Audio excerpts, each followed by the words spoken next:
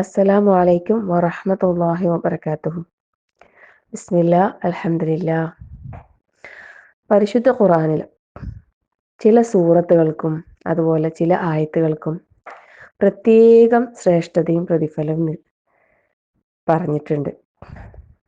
ഒരുപാടൊന്നുമില്ല, ചില സൂറത്തുകൾക്കും ചില ആയത്തുകൾക്കും. അതിൽപ്പെട്ട ഒന്ന് നമ്മൾ പറഞ്ഞല്ലേ, സൂറത്തുൽ ഇഖ്ലാസ്. അതിൻ്റെ പ്രതിഫലം അത് പതിവായി പ്രതിഫലം ആഗ്രഹിച്ചുകൊണ്ട് തന്നെ ചെയ്യാൻ എല്ലാവരും പരിശ്രമിക്കുക. അതുപോലെ പറഞ്ഞ ഒരു സൂറത്താണ് സൂറത്തുൽ മുൽക്ക്. നമ്മൾ ഒറ്റക്കാകുന്ന ഒരു വീടുണ്ടല്ലേ, നമ്മുടെ സ്വന്തം ഖബറാകുന്ന ആ വീട്ടിൽ ആ ഖബർ ശിക്ഷയിൽ നിന്നുള്ള രക്ഷയുണ്ട് എന്ന് പറഞ്ഞ ഒരധ്യായമാണ് സൂറത്തുൽ മുൽക്ക്. അത് മഗ്‌രിബിന് ശേഷം എല്ലാ ദിവസവും പാരായണം ചെയ്യുകയാണെങ്കിൽ അവന് ഖബർ ശിക്ഷയിൽ നിന്ന് രക്ഷ കിട്ടുമെന്ന് പറഞ്ഞിട്ടുണ്ട്.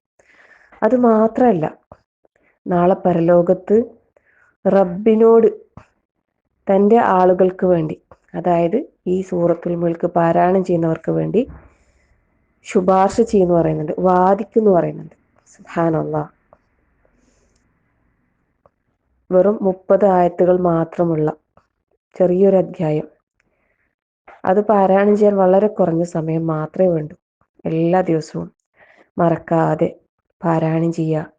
അല്ലാഹു സുബ്ഹാനഹു വ തആല നമ്മെ എല്ലാവരെയും ഖബർ ശിക്ഷയിൽ നിന്നും രക്ഷ നൽകി അനുഗ്രഹിക്കുമാറാകട്ടെ. ആമീൻ.